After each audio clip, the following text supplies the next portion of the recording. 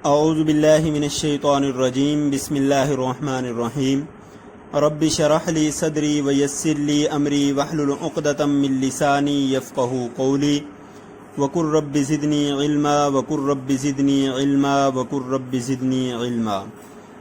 السلام علیکم ورحمۃ اللہ وبرکاتہ۔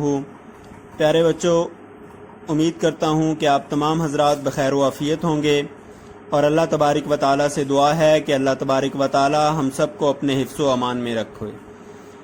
پیارے بچوں، 26 اگست سن 2020 بروز بدھ آج کا جو آپ کا سبق ہے وہ ہے نظم نمبر 3 برسات کی بہاریں۔ یہ نظم آپ کو اپنی کتاب کے صفحہ نمبر 115 پہ مل جائے گی۔ اگر اس نظم کے شاعر کے حوالے سے بات کریں تو اس کے شاعر ہیں نذیر اکبر آبادی۔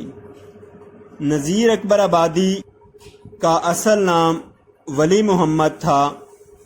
آپ 1735 میں پیدا ہوئے اور 1830 میں آپ کی وفات ہوئی۔ نذیر اکبر آبادی کا خاص شغف شاعری تھا۔ انہوں نے میر، سودا، ناسخ، ابراہیم ذوق ان تمام کا زمانہ پایا اور ان کے سامنے اپنی شاعری کو منوایا۔ بڑے مشکل حالات میں ان کی پرورش ہوئی، لیکن انہوں نے علم سے کنارہ کشی اختیار نہیں کی، بلکہ علم کو حاصل کیا اور پھر شاعری کے اندر اپنا لوہا منوایا۔ انہوں نے اصلاحی اور ادبی بے شمار نظمیں لکھی۔ ہر موضوع پر ان کی نظمیں موجود ہیں، حالات پر، احوال پر، موسموں پر، جس بھی آپ شعبے میں دیکھیں گے ان کی آپ کو کوئی نہ کوئی نظم موجود ملے گی۔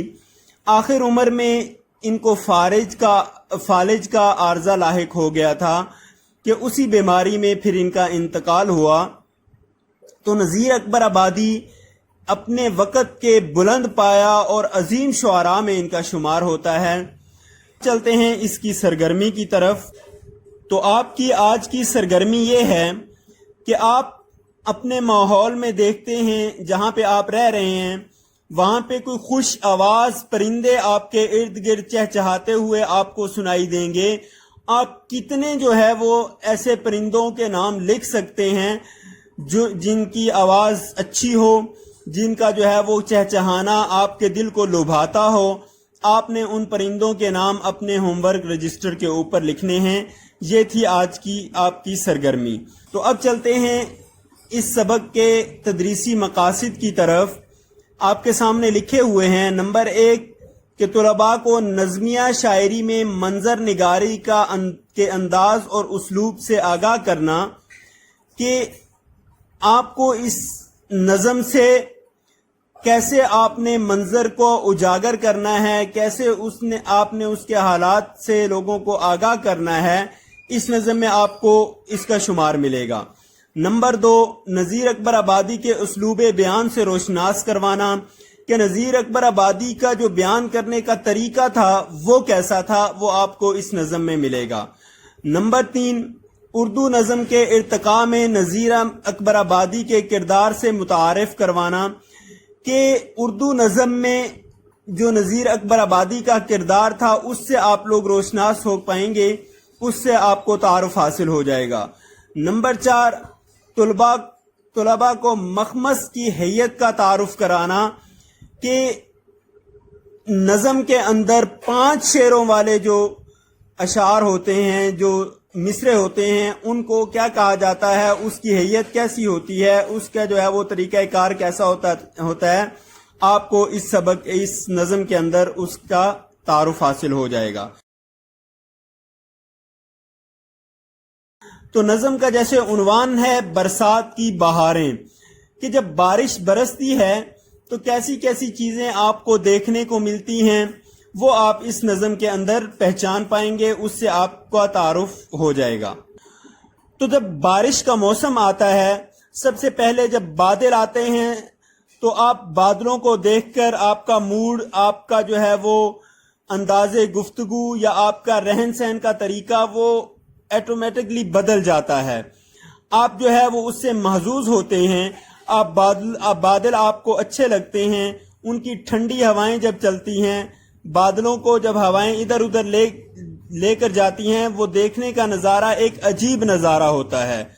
پھر اس کے بعد جب وہ بارش برستے ہیں، آپ اگر سبزے والی جگہ پہ رہتے ہیں تو سبزہ جو ہے وہ نہا دھو کر، سبزہ کھلکھلا کر آپ کے سامنے آ جاتا ہے. تو یہ ساری چیزیں آپ کو اس نظم میں ملیں گی. جیسے جیسے آپ نظم کے اشعار پڑھتے جائیں گے، چیزیں آپ کے اوپر کھلتی جائیں گی. آپ اس کی تشریح میں، آپ اپنے خیالات کے سمندر میں اگر غوطہ زن ہو کر اس سبق کو پڑھیں گے، اس نظم کو پڑھیں گے، تو آپ کو اس کی حقیقت معلوم ہوگی کہ بارش ہمارے لیے اللہ تبارک و تعالیٰ کی کتنی بڑی نعمت ہے اور کتنی رحمت ہے کہ جب بارش برستی ہے تو زمین دھل جاتی ہے، سبزہ دھل جاتا ہے. سبزہ ایسے لگتا ہے جیسے آپ کا تولیہ ہوتا ہے، اس طرح کا سبزہ جو ہے وہ آپ کو نظر آتا ہے. آنکھوں کو یہ منظر لبھاتا ہے، اچھا لگتا ہے، پیارا لگتا ہے. تو یہ ساری چیزیں آپ کو اس نظم کے اندر ملیں گی. تو آپ نے بچہ یہ کرنا ہے کہ اس نظم کو اچھے طریقے سے یکسوئی کے ساتھ آپ نے پڑھنا ہے، اور اس کے اشعار کی تشریح کو بھی آپ نے اچھے طریقے سے پوری توجہ کے ساتھ پڑھنا ہے. تو اس نظم کے سارے رموز و اوقاف آپ کے سامنے افشاں ہو جائیں گے. اب چلتے ہیں آج کی ڈائری کی طرف. آج کی ڈائری ہے کہ آپ نے اس نظم کے تمام اشعار کی تشریح یاد کر کے اپنے ہوم ورک رجسٹر کے اندر کیلیگرافی رائٹنگ میں لکھنی ہے، اور اس کے ساتھ ساتھ اس کی جو مشق ہے وہ پوری آپ نے یاد کرنی ہے اور اس کو اپنے ہوم ورک رجسٹر کے اندر لکھنا ہے. امید کرتا ہوں کہ آج کا سبق آپ کو سمجھ میں آ گیا ہوگا. اس کے ساتھ ہی اجازت چاہتا ہوں. اختتامی دعا پڑھ لیتے ہیں. سبحانک اللہم و بحمدک اشہد ان لا الہ الا انت استغفرک و اتوب الیک. فی امان اللہ. اللہ ہمارا حامی و ناصر ہو.